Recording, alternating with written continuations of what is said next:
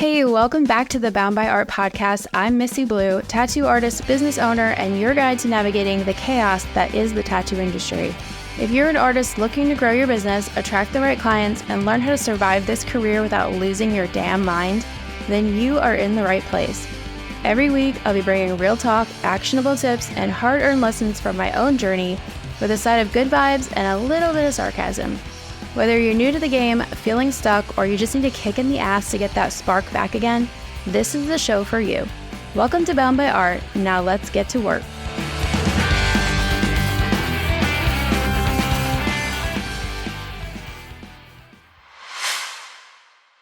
I am so incredibly excited. Today we have Crush from Black Flamingo Collective in Bethesda, Maryland. We have been trying to get this interview going for months, I think, and so we are finally here today. If you don't know who he is and you live under a rock, he has been tattooing for 11 professionally, he said, and 14 years in total. He is neo-traditional. How did you describe it? I would say it's more a mix between new school and neo-traditional, but primarily new school, and then bits of neo-trad in there, as well as like some graffiti elements. Lots of anime. Are we Anime. the elephant in the room? An abundance of anime. Yeah. Awesome tattooer. And while his tattoos are super cool, it's, that's something that I think everybody talks to you about. So I was interested in talking with you because you are this highly ambitious, like super driven person. I see you out there just like pushing yourself, and you're always challenging yourself and going for the next big thing. And it's so inspiring to me. And I was like, I need to peek into this dude's brain. I want to hear more. So maybe I'm perceiving this wrong, but did you just like come out fucking swinging in the last year? I feel like I've been following you, I think, for maybe 2-3 years. And the last year, I've just seen you fucking take off. And it's almost like you're shifting your focus to more of this mindset and motivation. Do you think that's accurate? Yeah, I'd say so. Okay. What caused the shift? And like people don't just like come out of the womb with this like type of grit that you have. And I think that like, did something happen to like spark this, or like cause you to take this turn and like really focus in on this stuff? Yeah. First of all, thank you for having me on the cast. I'm really excited. And so to answer your question, I just got tired of not doing the things that my mind knows I could be doing, but at the same time, my mind tells me I'm not good enough to do. So then I stopped listening to the negative part of that aspect, and I said, okay, well, what are the things that I want to do and make me uncomfortable doing? And why do they make me uncomfortable? And when I started figuring out the answers to why it was making me uncomfortable, what was holding me back, then I started to understand myself as a person a lot better. And I started looking at my weaknesses instead of focusing on my strengths before. And I realized that in my weaknesses, there was a lot of strength that I could put forward. And when I started putting them forward, it was a reminder to myself to keep myself accountable. And then by default, it started helping other people, So I started just speaking my mind. And I said, I need to do harder things. I need to just be me and, represent myself as me. But I can't fully represent myself as me if I'm not doing the things that I want to do. Like, that isn't me. The me is the person that wants to do these things. And maybe I was just holding back before. So I was like, okay, I'm going to do these things. I started doing them. And I started getting feedback from other people about how much they appreciated it, or how much they needed to hear that, or how much it impacted their day, their life, whatever. I've had a business owner, and I'll never forget this. This happened recently. I had a business owner literally change the dynamic of his business out of some advice that I gave him on not even advice, just an opinion on what I would do in his place to market himself better and sell more, whatever it is. And I saw him at a show in Chicago and he thanked me. And his wife was like, "Oh my God, like you have no idea how much he really took your words to heart. And it made such a big difference in the business." And that meant everything to me. And they're like just the sweetest couple ever. And that impacted me so much. So just getting the gratification from that is so much fuel for me to just want to keep going and doing this. Nice. Any chance you're gonna let us in on what that secret is? What was this thing the advice that you gave him? So the advice was, the secret wasn't anything in particular other than maybe you should diversify what you're doing. So instead of just, selling A, B, and C, you should try to cater to the other crowds like A, B, C, D, E, F, G. And this doesn't apply to all businesses because some businesses are more niche related. But because his business is already so niche, I feel like if he expanded the availability in the niche to other crowds, like it would get him more business. And sure enough, he did. And maybe it wasn't even about him diversifying. Maybe he just needed something new to bring to the table to excite him in the business again. Yeah. And maybe that's what made all the difference. Yeah. I remember seeing one of your posts. You said it was like, point of view, no more excuses. Stay fit, catch flights, meet great people. And I was just like, damn, that's so fucking cool. And then you can kind of see like this progression of like, it was like your recap of the year. And it's just like your progression of the year where you're like traveling and you're doing all these things. And it was just really like, I loved that post. It was really inspiring to me. And I think that was the moment I was like, yeah, like this dude's going to be on the podcast. But I think the mindset really holds people back in general in the industry. Artists that are like beginning their careers, they're like wanting more information about how to execute a good tattoo and how to, get better with their technical skills. And they've put all of this focus into like designing and, like actual tattoo work, when I think that something that's really overlooked is the mindset behind it, because you can't have one without the other. You're not going to get to this, whatever the goal is for you, if you don't have the mindset to get you there. And I think that they don't spend enough time training their minds and learning how to be driven and ambitious, because you aren't just like born with this work ethic and it doesn't come naturally. But I saw this post and you said, I'm going to do these things, and then you fucking did it. And then you're out there like traveling all over the place and doing conventions, and you just did a seminar, and it's just really cool. I see you talk a lot about mental toughness, which is something that I'm like right there with you. Like that's been a struggle for me, and something that I consistently work on, day in, day out. And I know you did 75 hard too, correct? Yeah. So I'm like in the thick of it right now on day 30. Make of the times I failed it I failed it about 4 or 5 times before I achieved it. Oh yeah. I don't even know how many times I fail. That's a lot. But let's talk about that a little bit. Like how did that, I know for me, it impacted my life in so many ways, just doing, because it took me 267 days to get 75 days. And the other side of that, coming out of that, finishing it, the what I gained from it just changed everything for me. I think that's really where my career and everything in my life really like pivoted. Can you talk about that a little bit? Did you have the same kind of effect with that?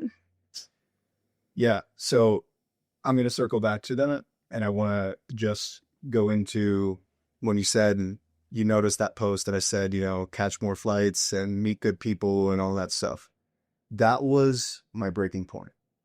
So a little before that. So, because obviously I had, all the clips and content. So I got out of this relationship in late 2023, I believe. And I learned a lot from that relationship, and I learned that I needed to change. I learned that I wasn't enough of a man, or at least not enough to the standard that I would like to be perceived in, or at least just internally feel like I can say, I am this man.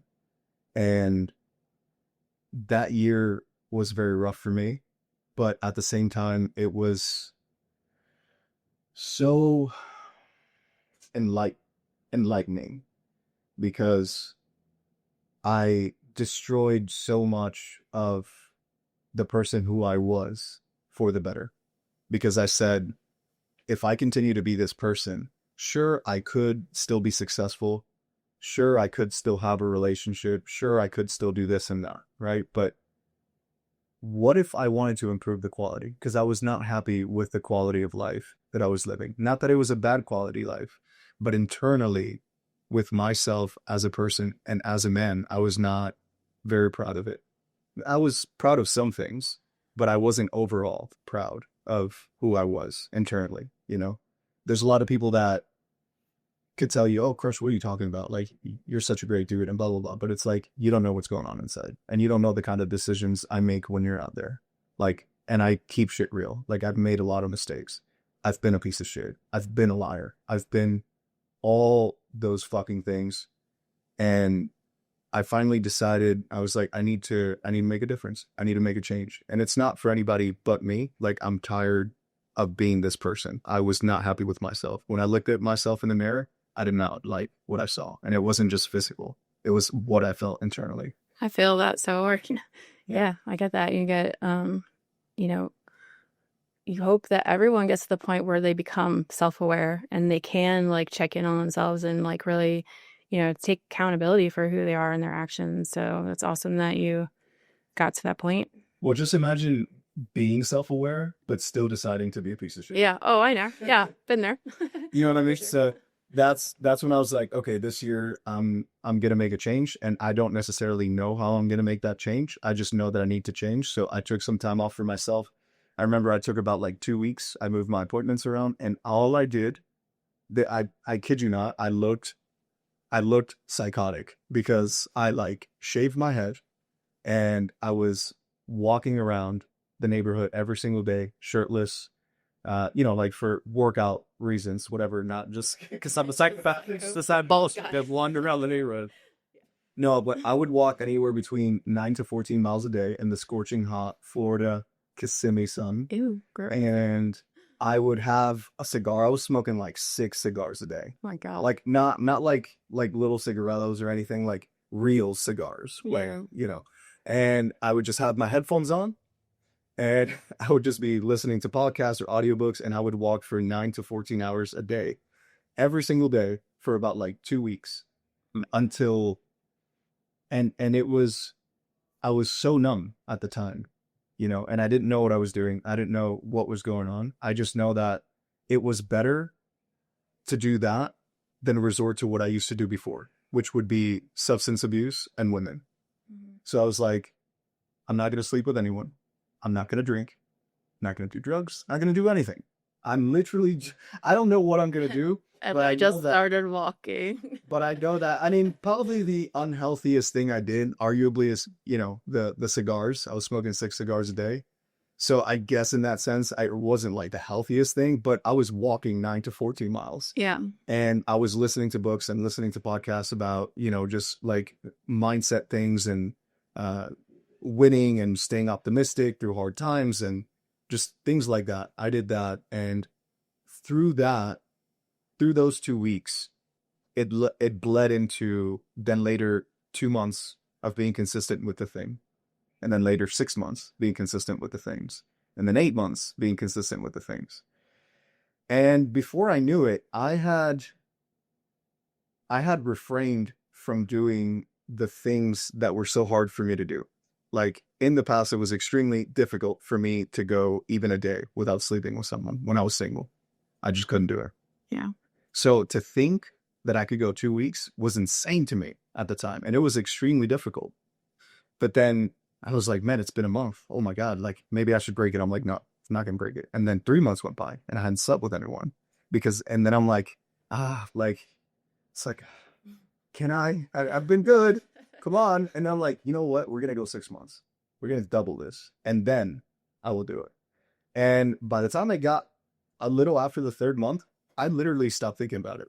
Yeah. Like it didn't even come to mind. And I say that not because like, I'm sure some people wouldn't understand, like, why would you even do that to yourself? The problem is if you understand what it's like to be an addict, you know what kind of problems that brings. Mm-hmm. So if you're not an addict, you're probably like, why do you need to do that? Well, you don't get it. Right. You know what I mean? Mm-hmm. If I'm not an alcoholic, I can have a drink whenever I want. However, give an alcoholic right now that's been sober a drink and see what kind of damage that does to them.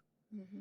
So that's where it all started. And to go back and answer what I promised to circle back around, 75 Hard was a major play in the turnaround of the project of bettering myself as a man, overall human, and artist, because it kept me from doing things that I wanted to do, as opposed to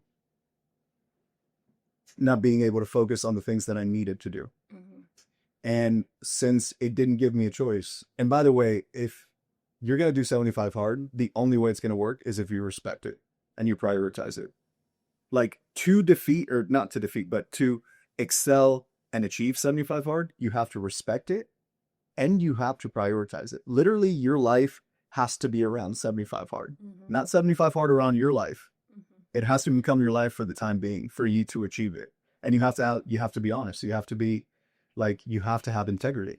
There were times where I was like, I like failed it and I'm like, I just didn't take the photo. And then I'm like, no, that's what the old me would have done. Mm-hmm. I'm not that person anymore. So yes, and you know what? All the times that I failed, minus the very last time I failed, it was all because of the progress photo. Right. And I still took accountability for something so small. And I remember telling my friends that would ask me, oh, how's 75 Hard going? I'd be like, oh man, I failed a week ago, so I had to restart. How'd you fail? I forgot to take the progress photo. Yeah, because you wake up in the morning and do you use the app? Yes. And he's like fucking looking at you like, did you fail? And you're like, oh no, Andy. It's so good. Yeah, it is.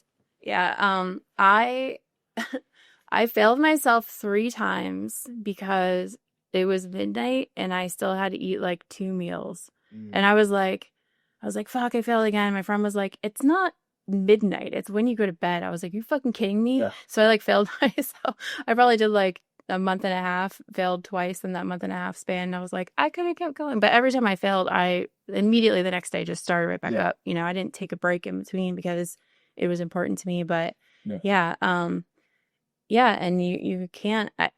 The first time through, I was like, there's no fucking way. These people that say that they did it in one shot are fucking liars. There's no way. Like, because you have to learn that lesson of like time management and prioritization. And like, I cannot imagine, unless you have nothing else to do except work out and eat or whatever.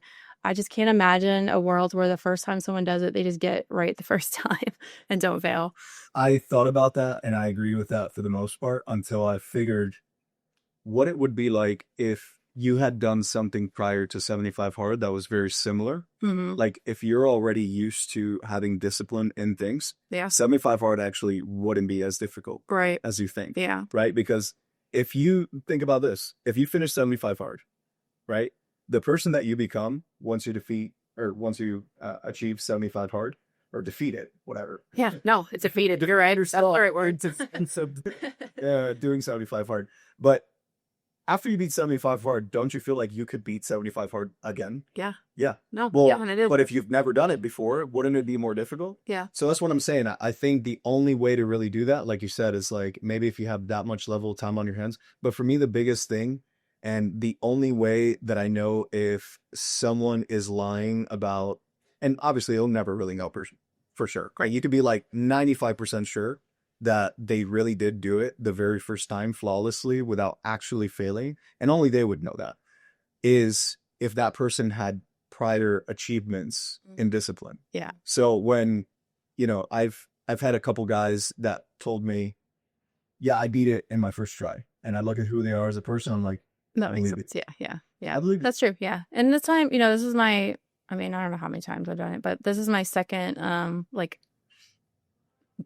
second try, you know what I mean? Like I did that all like in 1 year. I just did it over and over again. So this is my second time like going through it and I'm on day 30 and I'm fine. I mean, I'm not fine, but I'm fine. Yeah. Like like yesterday was close when I almost didn't make it, but I'm out there walking and at like fucking 10 o'clock at night in the dark in the cemetery. And I'm like, sometimes you gotta do what you gotta do. But yeah, but when you complete it, like you feel like you can do anything. You come out the other side and you're just like, fuck, man. Like if I put this kind of effort into anything that I want to do or anything I want to achieve, like why wouldn't I achieve those things? Why wouldn't I be able to get those things that I want? So for me, it was super, super life changing, especially for my business and, tattooing and just in general, just everything that I wanted in life. I'm like, okay, now I know, like if I just prioritize and like take baby steps, like you said, like you started with 2 weeks and then you went on to like 3 weeks and a month and 2 months and you're taking this goal where you want to take this break and you want to separate yourself and you want to change something, but you're breaking it down into like every single day, like what am I going to do today to get to that goal. Yeah.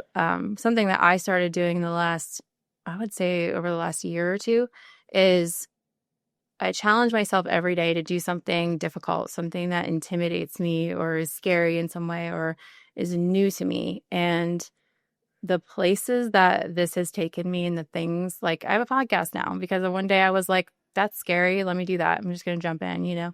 And I think that it seems just, I don't know for sure, but like from my perspective, you seem like that kind of person that you just like are just taking those opportunities and just jumping at these different, traveling all over, doing the podcast, doing the seminar and stuff. Like you seem like that type of person as well, where you're just gonna go, straight towards the scary thing that, might intimidate someone else. Yeah. It intimidates me. And I still do it anyway.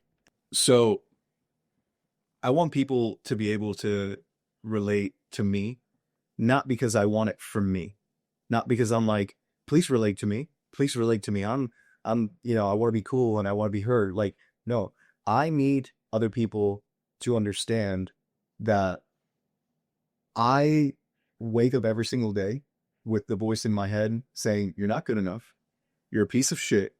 You've done a lot of bad things in your life. Who do you think you are to go and talk and try to inspire other people and try to teach other people? And it's literally because I was a piece of shit. Right.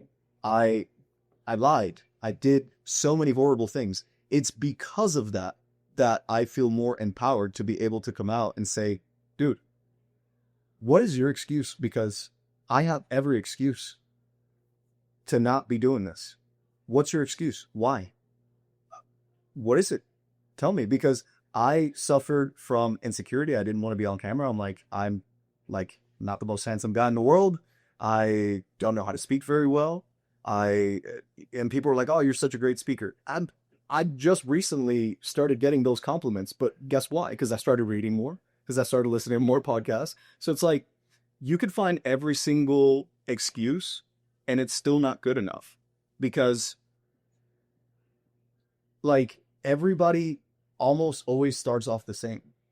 Like everybody has something, a voice in them in whatever way is telling them you are not good enough. So my point is, like, I want people to be able to relate, because like, I don't know who else you could relate more to than me in terms of like just feeling like you're not good enough, feeling worthless, feeling like you're a piece of shit. Like you messed up so many times in your life. Like I've messed up so many relationships. I've burned so many bridges. I've gone broke plenty of times. I've been homeless. I've been in jail. I've like, you name it. Yeah. You know what I mean? So me deciding to change, it's like, dude, if I did all that, why can't you? Yeah. Like, why can't you? You know what I mean? I mean, unless, You know, I guess my only exceptions is if you're and not to make this dark, if anything, you just clip this out. But like, if you rape someone or molested children, I don't fuck with you. Yeah, like, yeah. for me, you could just die. Right. Like, or just don't exist, or just them, you can just fuck off. Right. You know what I mean? But aside from that, it's like, you could come back from a lot of things. Yeah. You know what I mean? And the world is actually a lot more forgiving than you think. And especially when they see that you are trying to be better. You're always going to have some people that are like, oh, he's a piece of shit, he'll always be a piece of shit. But that's okay. Like, you're never going to make everybody happy. And like, the sooner you start to realize that even when you start doing new things like I am now, I don't get the same support from people who I thought were my friends that I used to get before I started like posting inspirational things every day. Yeah. I don't get the same level of support that I used to. I notice it in the comments. Mhm. Like, go look at my comments from the year before.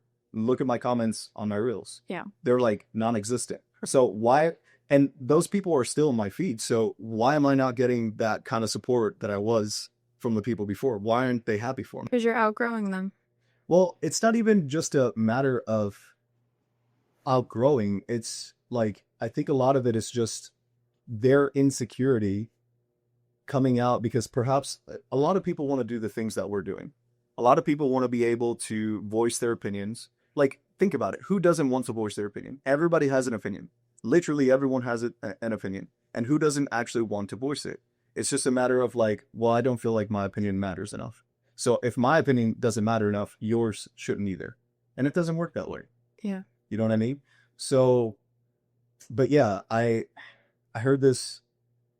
It was from either Chris Williamson or Alex Hormozy. And he said, just remember, when your friends tell you you've changed, it's because they don't know how to say you've grown. Right. You're supposed to change. I was just talking about this yesterday.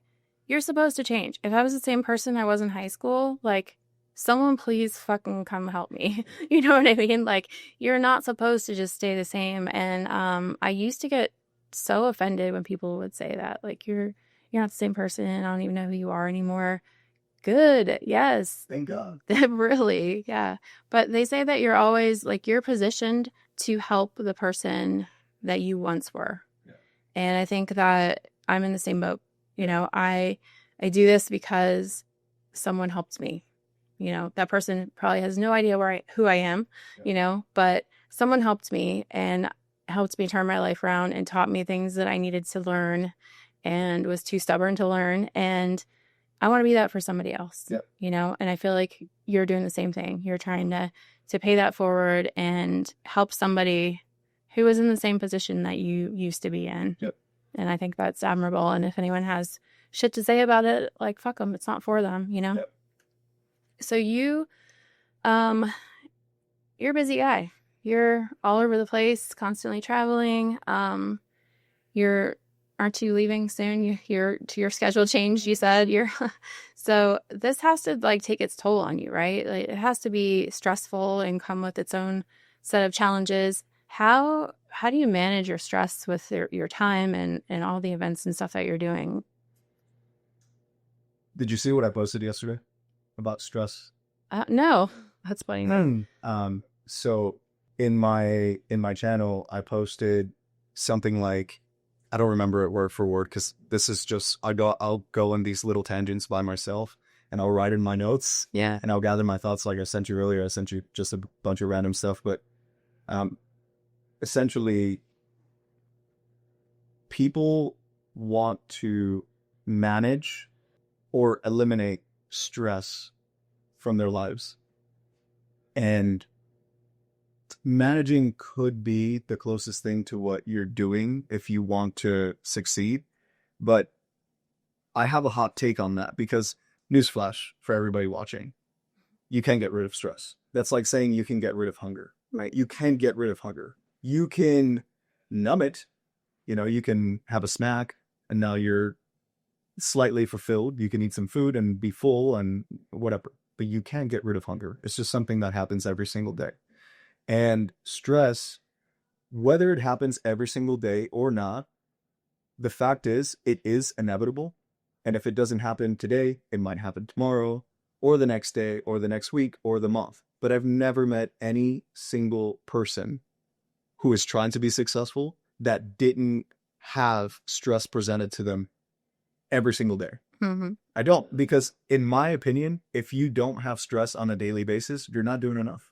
Yeah, not And trying hard enough. Yep. that's okay if that's where you want to stay. Like if you want to live a very comfortable life or your definition of comfortable is not having stress, then that's the definition of what a not successful life is to me. Right. And I know it's different for everybody, but I welcome stress.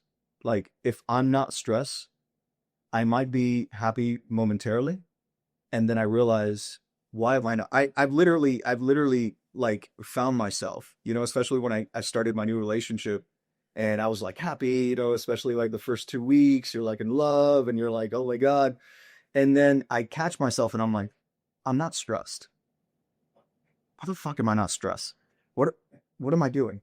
And then I'm like, okay, I'm not doing this and I'm not going here and I'm not going there and I'm not doing business with this guy and I'm not trying to like compete and I'm not trying to do this. Like, okay, cool. And then I instantly, in those moments, start making plans and I start stressing myself out. Right. I literally start beginning to make plans and I'm like, hey man, let's do this convention.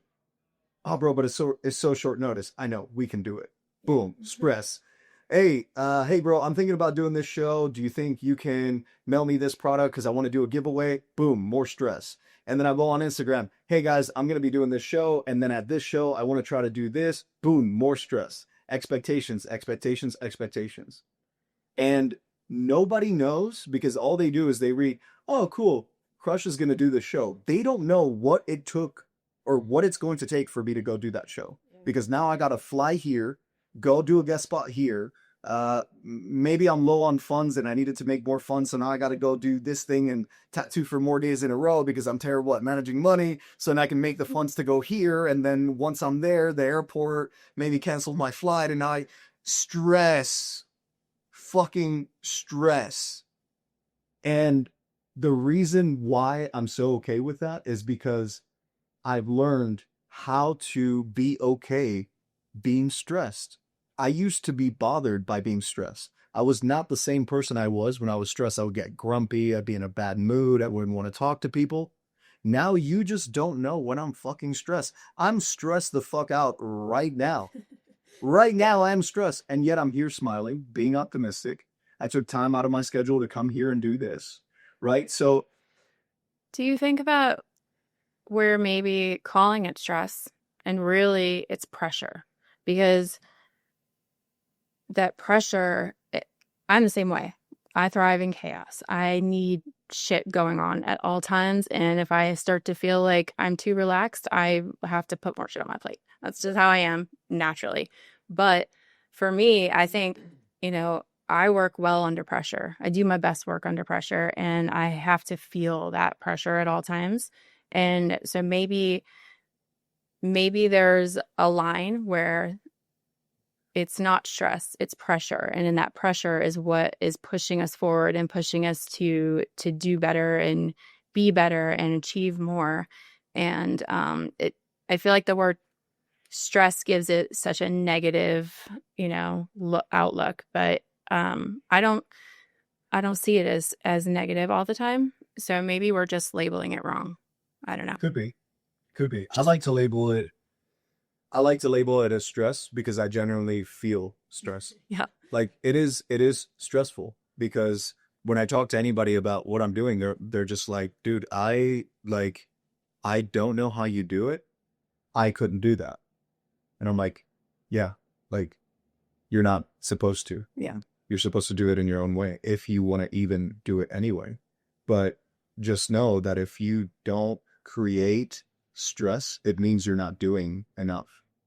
Like work and achieving things is not supposed to be satisfying. It's only satisfying when you get the carrot. Mm-hmm. Carrot, stick, carrot, stick, carrot, stick. But the carrot doesn't last. And nobody gives a fuck when you achieve anything. No one. Including yourself, usually. Including yourself. Like, yeah, Eddie, proud of yourself. in the beginning when you start achieving things and you're like, oh, wow, I did that. Like that is what develops your confidence. So it is important to realize and be aware of your wins. Like you're like, okay, I did that. Boom. Validation for yourself. I did the thing. Now I can move on to the next thing. And then the more wins that you get with yourself, the more validation you give yourself that you are capable of achieving more things. And then the harder you make them and then achieve them, you're like, well, fuck, what else can I take on? You know, like if one day you're like, okay, I achieved making the bed. That's like nothing, but you still achieve making the bed when you typically don't make your bed. Now you do that for 2 weeks and now all of a sudden you clean your house once a week and then you clean it the next week. And you're like, wow, I've been making my bed and I've been cleaning my house every single week. And then you start waking up on time. And then you just start accumulating all these wins, which they may not be grandiose in the scheme of things, but like they're still wins. And like those wins literally validate who you are as a person because you're winning in small ways, but it leads you to other wins. You can't compile wins unless you start with small wins. Maybe you get lucky and you get a big win, but that wasn't because of you. That was literally it's something, beginner's luck at something you did. That is not a win. That does not validate you. Like you are not who you say you are. You are who you are when you're doing the thing, right? If I could easily be a piece of shit today. If I wanted to be a piece of shit, I could be a piece of shit. All it takes is for me to go down the road and I don't know, walk down and insult every single person and make them cry that I come across. That would make me a piece of shit in that in that day. But then the next day, I could go give to charity. I could do amazing things, and like I'm not a piece of shit that day. But if you decide to do piece of shit things every day, you're literally compiling your piece of shitness. Yeah. So like you're becoming a piece of shit. But if you do good things, then you are being a better and being a good person every day. So you're only who you are based on the things that you're doing. And if you try to compile wins, then you're going to be a winner. Yeah, absolutely. What kind of things keep you grounded and get you through the stress? So you have to have something that you do that's like getting you through and like helping you to manage it. Or is it just that you're becoming numb to this level of stress? I know for me, when I took on my apprentice, she's trying to be on my level and do all the things that I'm doing. I'm like, dude, I've been doing this for 20 years. You're not going to catch me. Like I've like worked my way up to this level of stress. So you have to like start down here. But is it just that you're starting to like, build up a callus for this level of stress, or are there things that you do to help you through that, like keep you grounded through it? It literally all derives from the anger and hatred that I had for who I was from the past. And I think that's what made me feel better, is that me doing these things gives me the excuse to say I'm not a piece of shit, even though in my mind it still tells me you are a piece of shit. If I do more things that can validate the fact that I'm not a piece of shit, I can continue to do better things. And to me, that is what comforts me. I don't need anything else, right? Another comfort, big factor is I like making the people that love me, genuinely love me and care about me, I like hearing them say that they're proud of me, right? So I try not to listen and try not to pay too much attention to the validation of others. But for example, with my lady and my mother, my dad, my brother, and very close friends that are basically family, when I do things and they tell me that they're proud, to me that is fuel. That is good. And I've basically just become callous under stress because of those things. Yeah. Like I've learned to just say, bring it on. Bring it on. Like I will defeat this and I will be making myself proud and I will be making others proud. So bring it on. And now it's just gotten to a point where it's like you introduce new stress to me. And it is like, I am so happy. Even yesterday, I was going through a really stressful hour dealing with some airport stuff and renting a car. And I, in the past, would have been so grumpy, so stressed out, so like wanting to rip my hairs off. And I was just so calm. Like I was like, okay, well, this happened. Like I surrendered being emotional in those moments and just started to be like, okay, how are we going to handle this? Because literally being emotional and being angry, it's not going to do you any good. Right. It's literally not going to do you any good. So instead of trying to manage your stress and trying to figure out ways to make yourself happier, it's like you need to welcome the stress. You need to welcome the chaos, and you need to callous your mind into doing harder things. Because if you want to overachieve, like I want to overachieve, I want to be one of the greatest at the things that I do. I want to be arguably, I want to, when I die, I want people to be able to say, Crush is arguably one of the greatest tattooers of all time. That's what I want. Yeah. If it's the last thing I do, that is one of the things I want to die, because I've committed so much to this career and it's given me so much that I feel like we just have this relationship and I want to make it epic. Epic. So one of the things out of the few before I die, that's something I want to leave behind. Fuck yeah, that's awesome. You're really passionate about fitness also. Yeah. So for me, getting invested in fitness has changed my life as well. I think all of these things that we've been talking about are kind of combined, because we've got the routine and, you know, the discipline and everything that goes along with fitness. And I know that you feel the same way.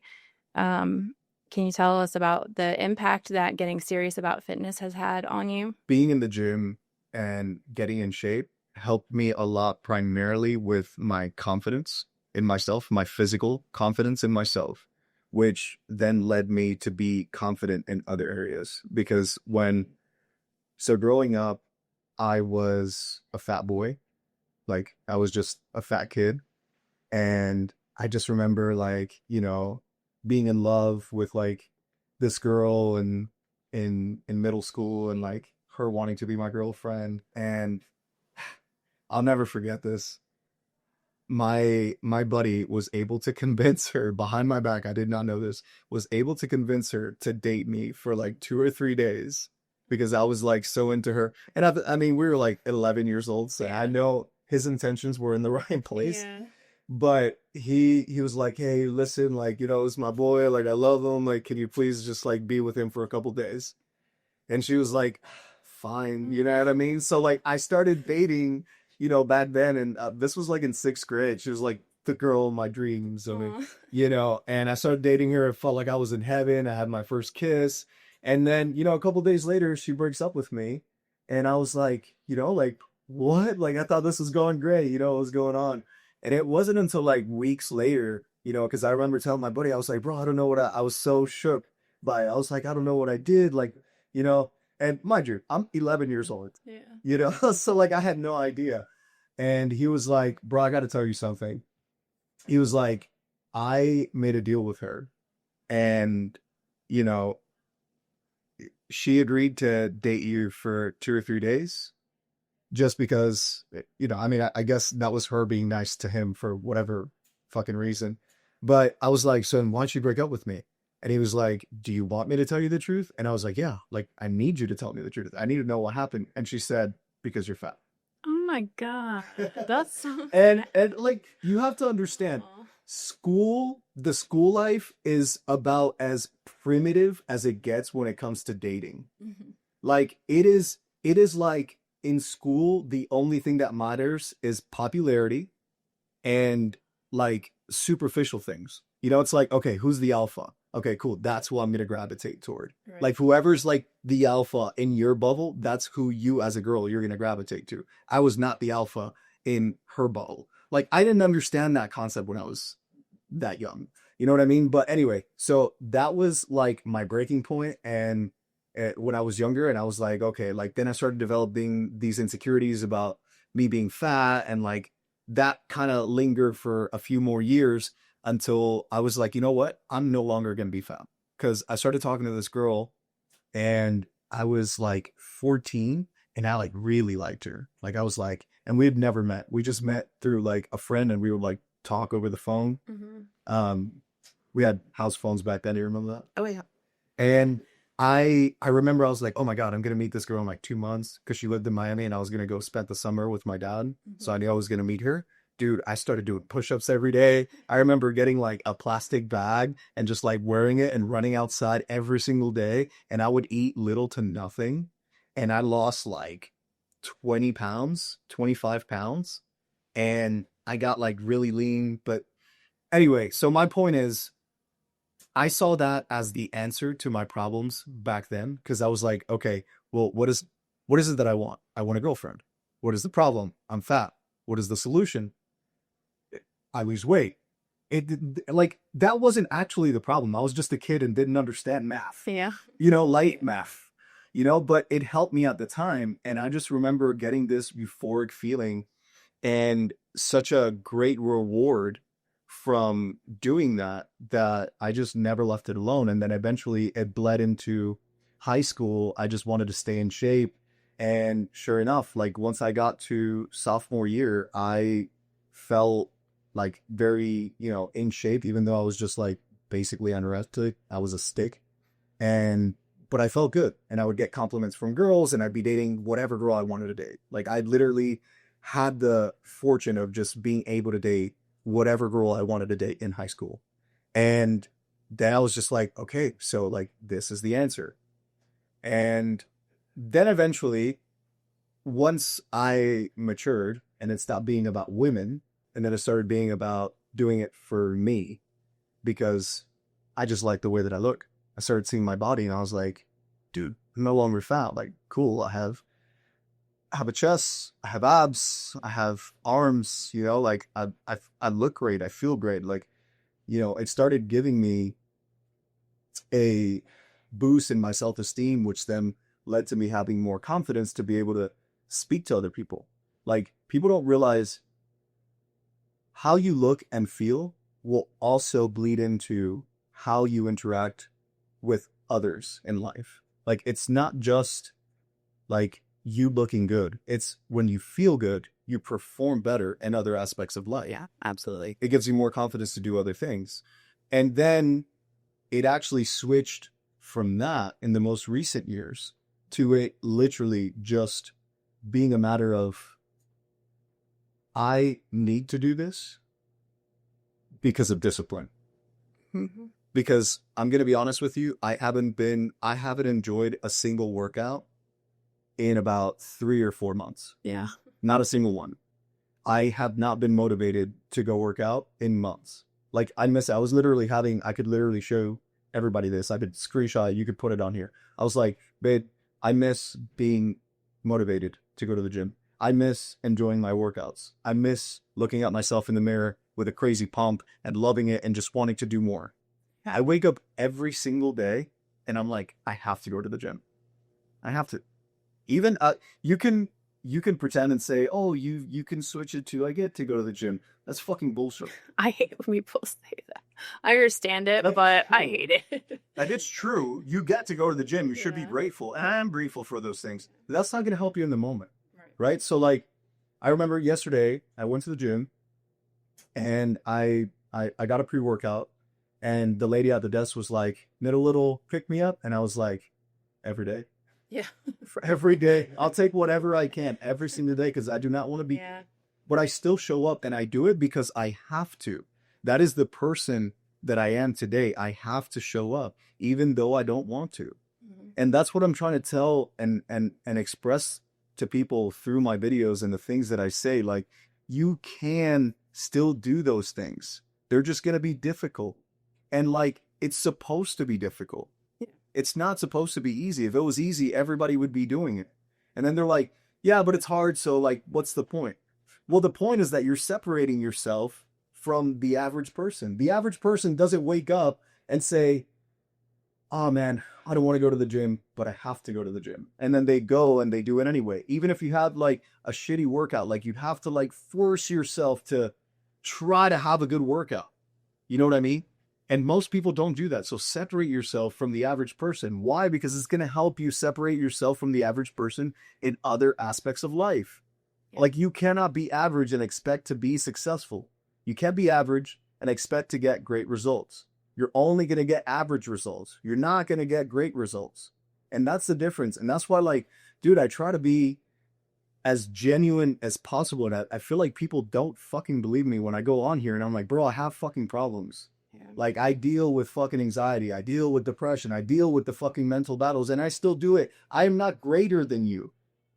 I just choose to be stronger than you. So why can't you? It's literally just a choice. It's literally a fucking choice that you have to make in your mind when you're like, sleep in or wake up.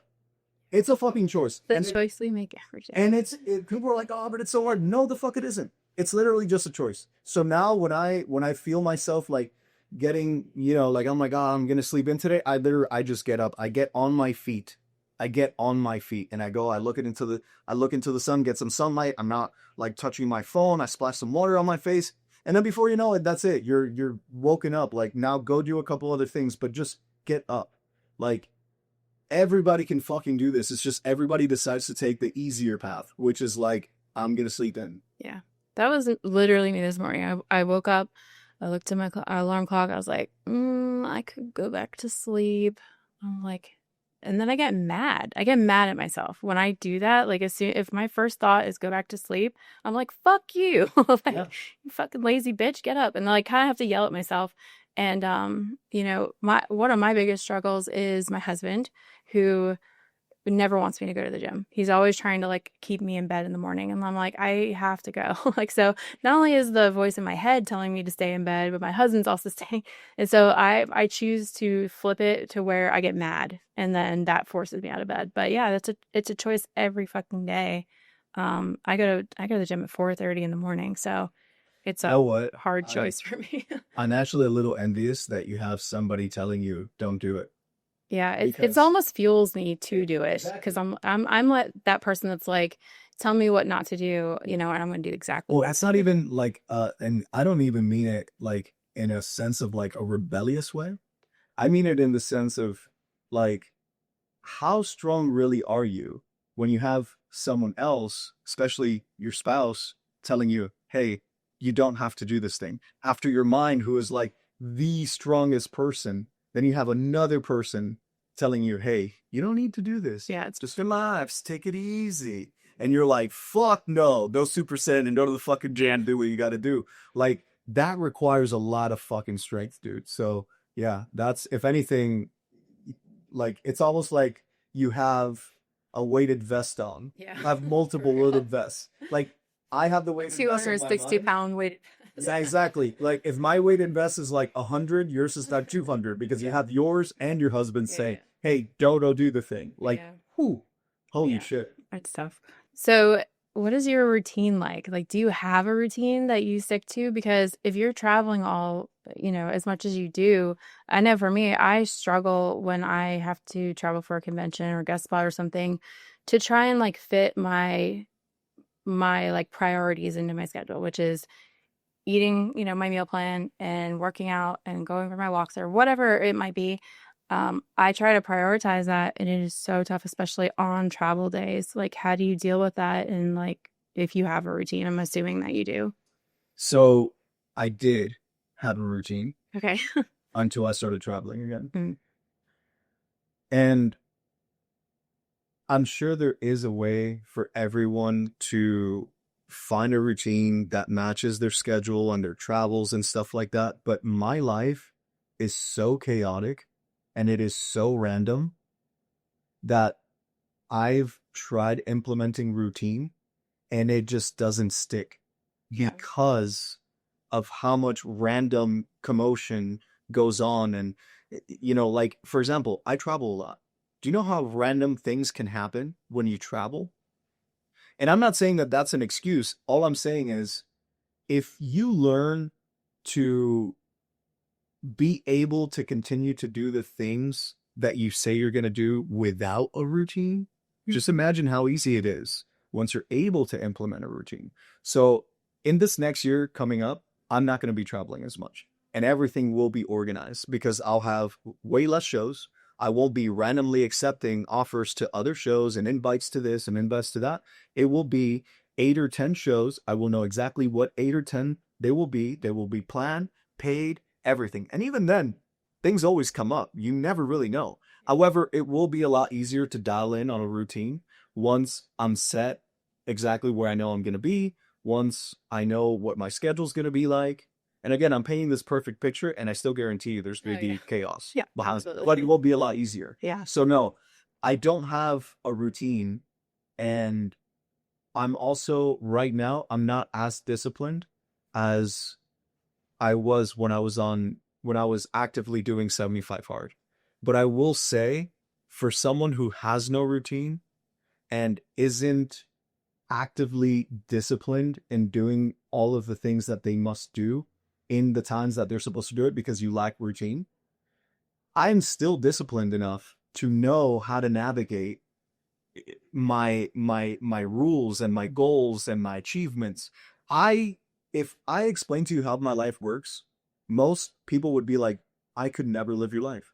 Like, you are so chaotic. How do you not plan for this? How do you not do this? How do you just randomly decide to go here and go there? Well, because I can perform well under pressure. This goes back into literally me telling you, you need to welcome stress. You need to welcome pressure.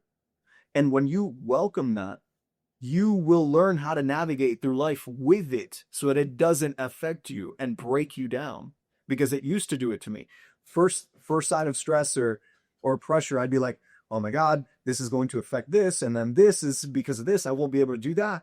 And now all of a sudden you're not performing because you're overwhelmed and you're anxious and you're angry and you're upset and you're blaming everybody else. When you take accountability and you blame yourself, or you just decide to say everything that happens is my fault or it is my responsibility, then you start to realize that you take control of your life how you want to take control of your life. And you stop getting upset at the people and the situations around it. So when you do that, you almost formulate these rules for yourself, right? So like, the reason I can do well without a routine is because I have rules for myself. Mm-hmm. When I'm on these trips, when I'm going here, when I'm going there. And within those rules, there are sub rules, right? So for example, I will not let myself go above 15% body fat. That is just my life rule. I will not, unless I'm bulking. If I'm bulking, the highest I will go is possibly 20. Possibly 20, Okay. right? But even then, I don't want to, right? But those are my rules. So now, if let's say after this podcast, you were like, "Hey, Crush, let's go to a buffet," I would say the yes or no to that would literally depend how good I've been this last week. Right. How good have I been this last week? Okay, I've been good. Cool, I can do that. Oh, I haven't. I had pizza last week or blah, blah, blah because somebody else invited me. Sorry, Missy, I can't go to the buffet, but we can go eat a steak. Yeah. Right. So those are my rules. And that's how I live my life, because my life is so random that I've had to learn how to adjust to every situation. Yeah. That's Right. what I was going to say was like, so it's just it's experience. So the more times you put yourself in these awkward situations where things are not going according to plan, the more times you figure out the solution and figure out a way around it, figure out how to make things work. And so you are able to be more comfortable in like pivoting and changing the plan, or, if there's no plan, just being able to like work your way around everything. And that's kind of what I had to learn, especially last year. Cause I traveled a lot last year, and, conventions, I go to bed at 10, like conventions go to 11. Yeah. So I'm fucked, like Yeah. I know that convention weekend comes up. I'm going to be going to sleep at midnight, and I'm still getting up at 3:40 to go to the gym because I'm not going to fuck up my routine. So I'm just going to be tattooing, working all day at the convention on no sleep, because that's a non-negotiable for me. If I don't go to the gym, I'm having a bad day. Mm-hmm. Whether I want to go to the gym or not, I know if I don't go, it's a bad day. So,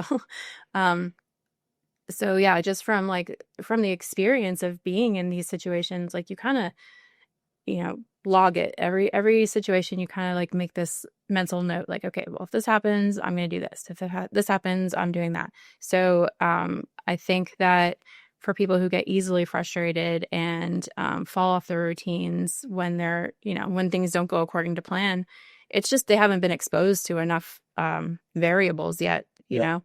agreed. That's a good way of looking at it. Yeah. I like that. So you just did the seminar in Chicago at the Visionary Tattoo Conference. How did that go? It looked awesome. It went super good. Yeah. Like it went very, very well. It went better than I could have hoped for because it was my first time going into something like that. I've never spoken in public to multiple people. At perhaps, like maybe 8 or 10 people around, like when I've done seminars before, as far as like me tattooing and speaking to them. Mhm. I'd never stood on a stage in my life. You have nothing in front of you to like hide behind.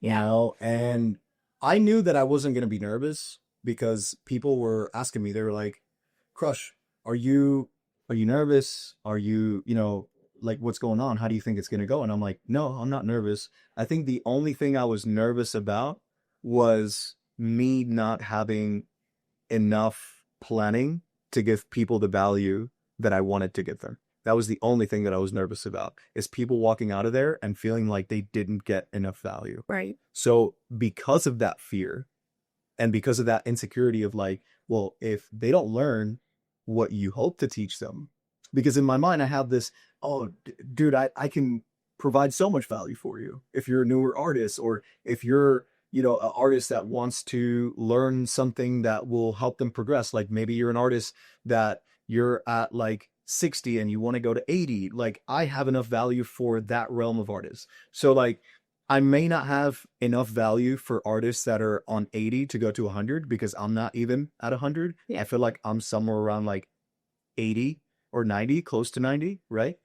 But I feel like I can provide value for artists that are like from 0 to, like 50, and then from 50 to 80. And that's a massive range of artists. Like I may not have a lot to give everybody that's like in the higher, closer numbers to me, right? But I do have like so much massive amounts of like valuable information for those lower at the bottom that just don't have the experience yet, right? Yeah. So I was like, that's the reason why I was nervous, because I know that I have value to provide to those people, right? So I guess my worry was, am I going to be able to communicate this in a way where they will understand it? Because I know I have the value. I know. So my worry was like, will my speech be good enough? Will I be able to communicate to them and get them to understand? Right? So I was like, I listed all of my worries. I listed how it could be an issue and how it could affect me. And then I listed, how can we avoid this? What are the solutions? So I started listing them all in my head, because I don't write anything down. I keep it all in my head and then I lose it, unfortunately. But at the time being, I'm very good about like listing the things that I got to do. And then momentarily, I'm like, okay, this is what I got to do. And then after that, unfortunately, I forget about it. And yeah. So I was like, okay, this is how I'm going to present it. And I presented it in that way. And it worked out perfect. I got such amazing feedback from the attendees. Good. That's awesome. And I got such great feedback from the people that organized and put it together. Like they literally thanked me. They applauded me on how good my communication skills were. And they were like, dude, you fucking aced it. Like everybody absolutely gave me props for my presentation. Good. That's awesome. The clips that I saw that you posted online just looked really good. I was bummed that I wasn't going to go because I originally was supposed to do that convention, and I forget why we changed plans, but we bailed on it. So yeah, I'd love to take it sometime. Yeah. But you have another one coming up, right? Yes. In Utah. Yeah, this will be. I mean, by the time we drop this, we'll probably already have the promo done. We already kind of did it. Me and Winnie, by the way, me and Winnie have a podcast. We're probably going to end up doing a podcast at some point. Me and Winnie have a seminar that we are going to teach. We actually have two. Okay. I actually have two. There's going to be one in Utah that we're going to host June 22nd, I believe. And that will be taking place at Olympus Tattoo Okay. in Utah, Salt Lake City. And what is that seminar on? That seminar, he's just going to be going over his process, me going over my process. And then we're going to do like Q&As. I think we're also going to talk about, you know, mindset in the industry, why it's important. We're going to talk about social media. We're going to talk about, like, I know he's going to do a portion of marketing because he's like fucking content king and marketing king when it comes to this. Have you seen his videos? I'm not sure. You guys have videos together? Yeah, we have Yeah. videos together. Yeah. If you haven't, if you don't follow him or if you haven't seen his stuff, go check it out. Because I've learned so much from him. What is his social? It's at Winnie the Drew. Winnie the Drew. Okay. Yeah, Winnie the Drew. Drew would be spelled JROO. So he's actually the reason why I started to just dive into releasing content, making content and dropping content and just diving into it. Because I went and I did a guest spot for that 4-way collaboration back piece. Oh, yeah. And the whole time I was there, it was just like seeing him make content. And I was like, this dude literally will just be like, hey, Anna, as his apprentice, hey, Anna, grab the phone, record me saying this and doing that. And, you know, like he'll just be tattooing and then he'll be like, hey guys, you know what I mean? And and then he'll keep retrying. Like maybe he doesn't get it on the first time, but he'll just continue, like restart. And I'm just like, I watched him do it and I was like, fuck yeah, like cool. Like, because it's so easy to see somebody post something and you're like, oh my God, this is like perfect. It probably didn't even take him a single try, or like he just does it so effortlessly. But then seeing it in person and seeing how much he enjoys doing it and his ecosystem in the studio and how everybody's just having so much fun in there, it inspired me. I was like, okay, I'm going to start making content and just dropping it. I don't know how I'm going to do it, what I'm going to talk about, or what I'm going to do, but I'm just going to do it. So he definitely helped inspire me into making more content as a tattooer, you know? Yeah, I'm doing the same thing, just diving headfirst into content creation, but it's hard, and I think that I've been telling myself this lie that I can't do it because I'm in my hand prisons all day and I can't be like taking videos and tattooing at the same time, but it's not true. Yeah. There's so many ways around it, and it's just working it into like what you're already doing and just getting that, you know, video and stuff while you're doing it. But I can tell on your feed, like you can see like the progression of your videos are just getting like more and more, like it looks like you hire a professional to follow you around. That's literally what your like your reels and stuff look like. I almost wanted to ask you, like, who is doing, like, who do you have? Do you just have like a full-time like cameraman with you or what? I wish I did. It looks like you do. Make it so much easier to get content, because there's so many random times of the day where certain things will happen and I'm like, oh my God, this would have been so good for content. Yeah. You know what I mean? And it's like, because I only like to get genuineness in my videos. Mm-hmm. I refuse to follow a script. Yeah. I remember the very first time I started doing it, I would actually go on ChatGPT and I would write like a list of the things that I wanted to touch, and then it would give me a summary on how I should post it. And I'm not saying it's not a useful tool. Sometimes I still will go on there, even with my notes, and I'll put my notes and I'm like, hey, give me a rundown of what you think on this from a philosophical standpoint or from a masculine standpoint. And then it kind of like gives me an idea of like where my head is at. And then it helps me kind of organize my thoughts a little better. Yeah. And then you take what it gives you and you tweak it to, no, you know. I don't even tweak it. I refuse to. Okay. I fucking refuse to. I used to do that. And then I'm like, this is not me. Yeah. So like, I refuse to give somebody anything from ChatGPT and tweak it. Mm-hmm. No, I will literally read it. I'll take whatever parts I like and then I will retweak it in my head, but I will not take ideas from ChatGPT. And I have done it before just from like the tweaking, and technically it's still me, but it's not 100% me. Yeah. And I want to represent myself to other people. I want people to know that the content that you see here is not some guy that's like, oh, this is who I am on camera. No, you meet me in person, I'm probably a lot more fucking raw and cooler in person than what you see in my fucking videos. Yeah. Like, I just like to keep it real. And obviously there's certain things that kind of refuse to go into on the internet, right? So like, you meet me, you're going to get an even better version of right. The full version. Right.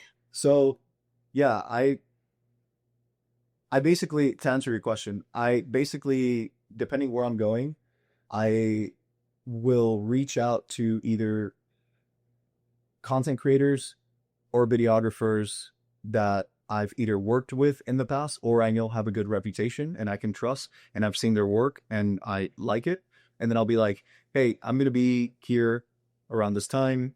Will you have time to shoot with me? If yes, okay, cool.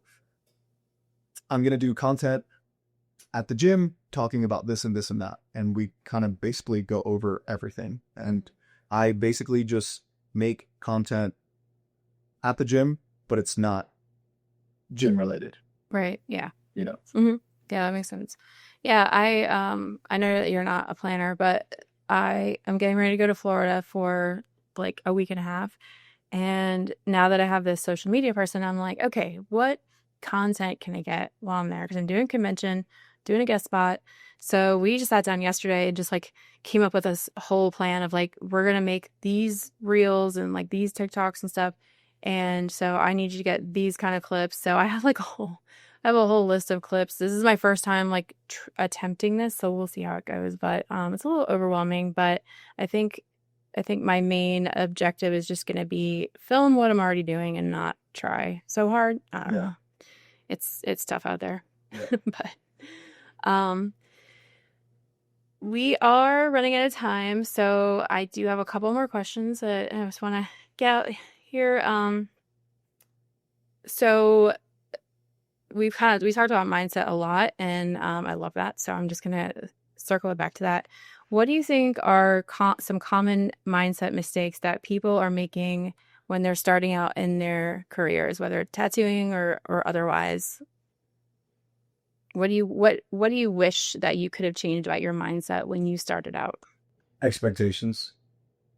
I think everyone has too positive of expectations when they start. Or if they're negative expectations, they're way too negative. So if you shift the meaning between positive and negative expectations and everything is just what it is. For example, a shark isn't evil or bad for being a shark. If he bites you, that's what sharks do. A shark is not bad, nor is he good, right? He's just doing what sharks do. That is his job. That's his instinct. But he's not bad for being a shark. He's also not good for being a shark. He's just a shark, right? So what I mean by that, I think people go into things expecting that either something really good is going to happen or something really bad is going to happen. They never go somewhere in the middle. Yeah. And reality is it probably will be somewhere in the middle. Somewhere in the middle. Or you know what? Sometimes it will be super negative and sometimes it will be super positive. You never really know. But the thing is, you can't set your expectations. You can have standards, right? Mm-hmm. But to have expectations, most of the time will often lead you to bad mindset because now you're expecting something really bad to happen that you have no control over. Like if you start tattooing today, do you have control over how many people are going to support you? How many applauses you're going to get?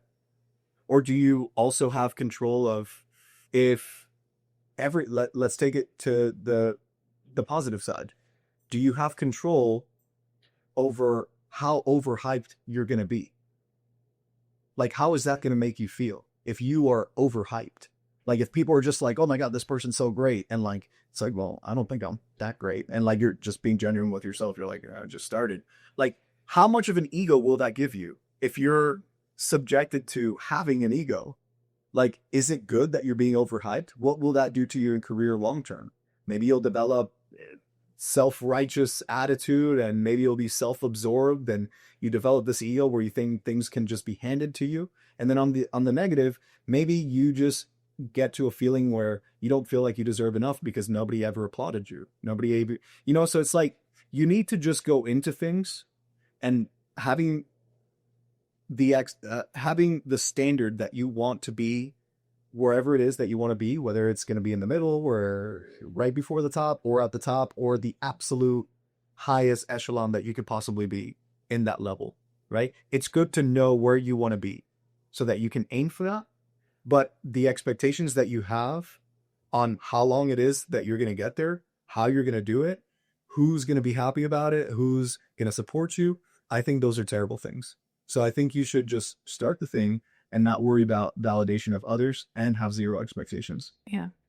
And that's hard. That's easier said than done to not have any expectations. So not taking that lightly, but I agree. And because there's always some kind of emotion attached to those expectations. And if it's not going the way you want, that's where you get down on yourself, and it holds you back, whether it's, going better than expected or worse than expected. It's going to hold you back. If young artists could focus on only one area of their career or their business, whatever, what would you say is the one place that they should focus all of their efforts? Discipline. And I say discipline because it's like, well, that's broad. Well, the question is kind of broad. Because if you have to tell me, how do you become a better person in life? What do you focus on? That would be my answer, is discipline. Yeah. Because if you have the discipline to narrow everything down to being a better person at all the things that you do, discipline is probably, in my opinion, going to be the closest thing that will help you get there. Because in my mind, I'm like, well, what is the answer? Money, love, hatred. What is the answer? It's discipline. Because discipline, whether you want to love people or hate people or make more money or look better or be a better artist, the only thing that will inevitably help you get there is having the discipline to focus on that goal. It doesn't matter how or when you want to get this goal done. If there is no discipline, you will not be better than the average. That's it. Yeah, I totally agree with that. Awesome answer. This has been so awesome, dude. Like, I was so excited for this. I knew it was going to be a fucking killer episode. So thank you so much for coming out. Where can people find you online? Yeah, thank you so much for having me. I had a blast. So my socials, well, right now, really, it's just my Instagram, which is Crush Captain Tattoo. And my website, hopefully by the time this drops, it'll be fully ready, good to go. It's crushcaptaintattoos.com. Awesome. Thank you so much again. And make sure you guys check out his upcoming seminars in Utah. And where was the other one? Sorry. So we're going to have one in Utah, and then we're also going to do one in Hawaii. I can't give too much about that, but it's going to be a week long, and it's going to be more than just seminar. Like, we're going to be staying with the students there, and we're going to be like working out, going to the beach, and fucking sign me up. Dude, yeah. I'm so down. Reach out to. Oh, yeah. Sick. Awesome. Cool. Well, thank you, Crush. I appreciate you. Of course. All right, guys, that's it for today's episode. I hope you're feeling inspired and ready to make some moves today. Remember, it's all about showing up, putting in the work, and staying true to yourself. If you got something out of today's episode, share it with a friend who might need to hear it, and make sure to subscribe so we can keep this momentum going. Get updates on all of our latest episodes, events, and more by following us on social media at Bound by Art Project and by heading over to the website boundbyart.com. Thanks for hanging out and putting up with my shit. I'll see you next time. Now shut up, quit making excuses, and go get better.